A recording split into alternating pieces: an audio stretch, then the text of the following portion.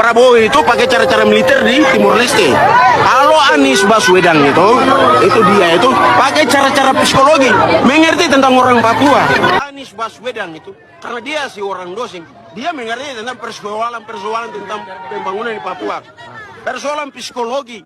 Itu dia lebih paham daripada Prabowo. Prabowo itu pakai cara-cara militer di Timur Leste. Kalau Anies Baswedan itu dia itu pakai cara-cara psikologi, mengerti tentang orang Papua. Dia tahu orang Papua ini menerima orang non Papua semua kok. Harus membesarkan yang kecil, menguatkan yang lemah, tanpa melemahkan yang kuat. Dan itu perubahan yang kami ingin lakukan. Jadi kami sampaikan kepada Bapak Ibu semua di sini, keinginan itu mohon doanya, mohon dukungannya, supaya keinginan untuk melakukan perubahan ini bisa dilaksanakan nantinya. Termasuk untuk pemukiman di sini. Saya tadi masuk ke salah satu rumah menyaksikan memang harus ada perubahan.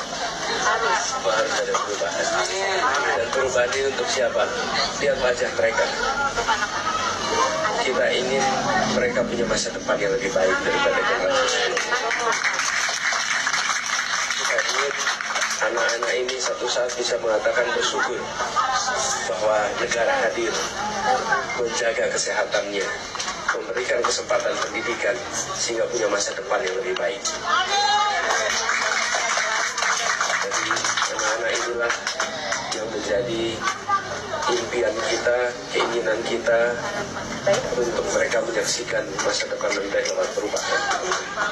Jadi biarkan mata bahagia hari ini nanti menjadi mata orang dewasa yang bahagia juga.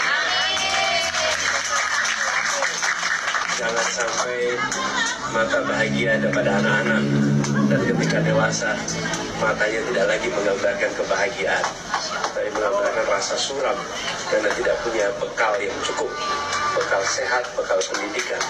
Jadi itu yang kami ingin usahakan sama-sama. Dan mulainya sehat dari mana? Dari rumah yang sehat. Rumah yang sehat akan membuat keluarga yang sehat, akan membuat lingkungan yang sehat. Tanpa rumah yang sehat sulit kita bisa hidup dengan sehat. Rumah sehat, kampung sehat, maka yang berada di dalamnya akan menjadi sehat. Jadi masalahnya bukan kekerasan. Karena ketika bicara kekerasan di Jakarta aja ada 3 pandangan. Ada yang menganggap ini terorisme, ada yang menganggap ini separatisme, ada yang menganggap ini kriminal. Di kita aja di Jakarta ada perbedaan pandangan. Apa masalah utamanya? Masalah utamanya adalah tiadanya keadilan di tanah Papua. Itu masalah utama. Oke? Jadi tujuannya bukan semata-mata tentang mentiadakan kekerasan.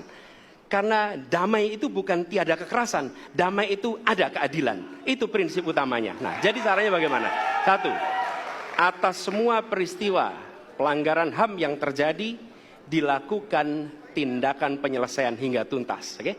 Yang kedua, mencegah terjadinya pengulangan dengan memastikan semua yang bekerja di Papua memahami bahwa yang harus dihadirkan bukan tidak ada kekerasan, tapi keadilan. Yang ketiga, melakukan dialog dengan semua secara partisipatif. Terima kasih. Ibu-ibu semuanya, apakah harga beras murah atau mahal? Pendidikan murah atau mahal? Kesehatan murah atau mahal? Lapangan pekerjaan mudah atau sulit? Bagaimana kalau itu kita lanjutkan? Saya beri contoh. Bila jalan raya banyak lubangnya, rusak jalannya, apakah itu rumit untuk diselesaikan? Tidak, itu mudah diselesaikan. Tapi sering tidak kita menemukan jalan rusak tidak diperbaiki. Sering tidak? Bertahun-tahun dibiarkan rusak. Betul tidak? Itu bukan rumit, tinggal menyiapkan aspalnya, taruh anggarannya, langsung dibangun jalan, lalu jalan rusak itu selesai. Biaya rumah tangga menjadi lebih murah. Betul tidak? biaya pendidikan lebih murah, biaya kesehatan lebih murah. Itu semua membutuhkan perubahan dan mengatasi kelangkaan BBM yang ada di kawasan ini. Ini dialami di tempat yang namanya Sorong. Sorong itu dulu kota apa? Kota minyak. Ironis bukan? Tempat kota minyak malah minyaknya susah. Apa ya motif batik begitu? Terus kita, waduh kenapa ya? Tanya lebih jauh lagi. Batik kenapa ya warnanya kok coklat sama hitam ya? Kenapa ya kalau di Pekalongan kok warnanya merah kuning gitu ya? Lasem itu kan ya dari dulu begitu Pak, ya itu cirinya. Ya iya saya tahu, tapi kenapa gitu? That's being a stranger. Jadi saya selalu mengatakan, menjadilah seperti orang yang tidak berada di sini. Dan bertanya hal-hal yang tidak biasa ditanyakan. Coba semuanya angkat jarinya. Angkat tangan, angkat tangan. Jarinya berapa? Kenapa 5? Pak yang bener aja, jari ya 5 Pak, namanya manusia gitu kan. Ini pertanyaan, mungkin nggak Anda ditanyain orang di sebelah Anda gitu. Mbak, jarinya 5 kenapa ya? Kira-kira Anda langsung pindah tempat bukan nggak tanya gitu? Ini berarti yang tanya nih belum sembuh nih gitu kan kira-kira. Masa jari ditanyain? Pertanyaan saya, siapa yang kira-kira tanya ke Anda jarinya 5? Siapa? Anies. Ya, selain Anies lah. Hah?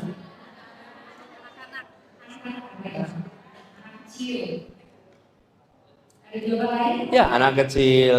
Atau kalau memang ada IT, tahu IT ya? Makhluk luar angkasa. Kalau ada tuh gitu.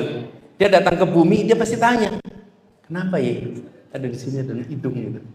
Kenapa ya 2 matanya? Kenapa? Kita itu udah nggak tanya lagi. Kenapa? Karena kita berada di dalam dunia manusia. Di dalam dunia manusia, ya namanya manusia pasti jarinya 5, matanya 2. Itulah umumnya. Karena itu kita bertanya lagi. Nah, seringkali kita itu terlalu dalam hidup dalam diri kita sendiri, dalam lingkungan kita, sampai kita menerima apapun yang ada tanpa pernah mempertanyakan. Akhirnya nggak punya jawaban. Kenapa songket begitu? Ya dari dulu Pak.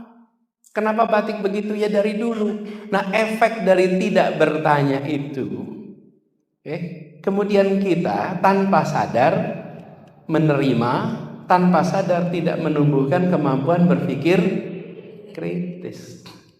Jadi untuk tumbuh kemampuan berpikir kritis, tarik diri Anda sedikit keluar dari apapun dunia itu. Nah, ini pengalaman saya selama ini, saya selalu bertanya dengan itu. Why? Kenapa? Why? Everything. Why? Dan saya memimpin kalau di organisasi bukan dengan instruksi tahap mulainya, tapi dengan pertanyaan. Why? Nah, dengan begitu, teman-teman, kita bisa menumbuhkan kemampuan berpikir kritis. Dan ini terkait IM nih. Ini pengalaman zaman dulu ketika rekrutmen IM. Itu kalau rekrutmen suka ada yang begini, Pak saya tertarik ikut Indonesia Mengajar Pak. Syaratnya apa? Oh jawab saya, Anda nggak usah daftar. Kalau tanyanya syaratnya apa? Karena syarat itu bisa dibaca di website. Kalau Anda ketemu saya dan tanya syaratnya apa, nggak usah ikut. Kami butuhnya orangnya begini, Pak kenapa syaratnya di bawah umur 25? Pak kenapa syaratnya belum menikah? Oke?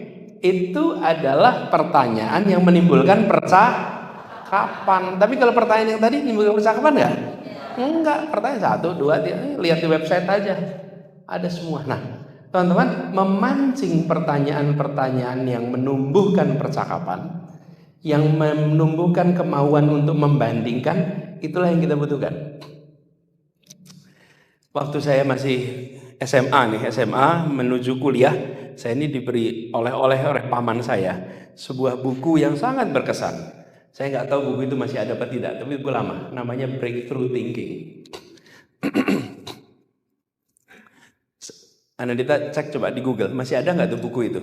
Namanya Breakthrough Thinking. Karena itu buku saya ingat sekali. Karena saya lulus SMA menuju kuliah, terus diberi oleh-oleh sebuah buku namanya Breakthrough.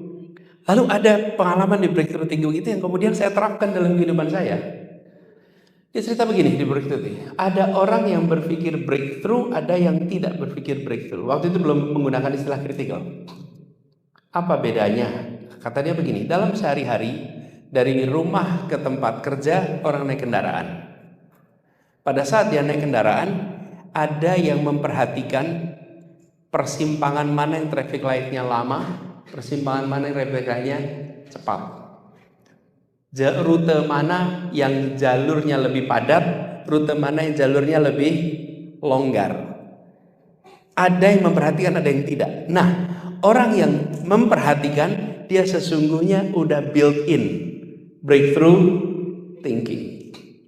Orang yang belum berarti dia belum built in. Tetapi dua-duanya bisa dilatih.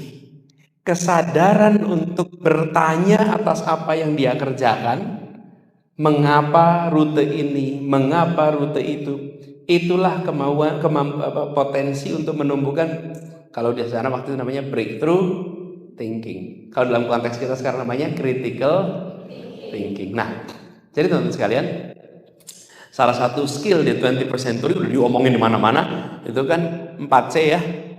Apa namanya? Critical thinking, apalagi? Kolaborasi, apalagi? Communication, apalagi? Creativity. Itu 4C itu disebut di mana-mana, udah hafal kita. Nah, sekarang menurut saya salah satu yang paling penting adalah critical thinking. Dan critical thinking ini menjadi benteng. Benteng berhadapan dengan apa? Dengan ekstremisme, dengan hoax, dengan segala macam kabar yang tidak akurat. Itu bentengnya adalah critical, karena itu critical harus tumbuhkan. Nah, jadi pertanyaan-pertanyaan seperti ini dan inovasi, terobosan itu sering muncul dari critical thinking, kemampuan berpikir kritis. Karena begitu dia bertanya tentang why, nanti muncul terobosan habis itu. Ambil muncul terobosan sesudah why itu muncul. Jadi teman-teman sekalian, saya usul pada teman-teman yang sekarang mau makin mengembangkan kemampuan berpikir kritis, sering-seringlah bertanya hal yang tidak ditanyakan. Walaupun tidak selalu nyaman.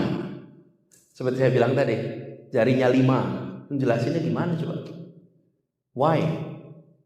Kita juga belum tentu punya penjelasan. Tapi keluarkan diri Anda dari dunia Anda, munculkan pertanyaan as a stranger, menanyakan hal-hal yang sudah Anda anggap sebagai hal yang normal, hal yang biasa. Ya, kalau menurut saya gurunya harus ditumbuh kemampuan berpikir kritis dulu. Kalau gurunya tidak memiliki kemampuan berpikir kritis, susah. Karena kalau guru tidak memiliki kemampuan berpikir kritis, dia akan tidak nyaman dengan lingkungan yang berpikir kritis. Gak nyaman. Karena dia berada dalam situasi jadi defensif nanti. Tapi kalau dia terbiasa berpikir kritis, maka pertanyaan itu juga biasa aja. Makanya teman-teman, kalau ada pejabat yang anti kritik, berarti dia tidak terbiasa berpikir kritis.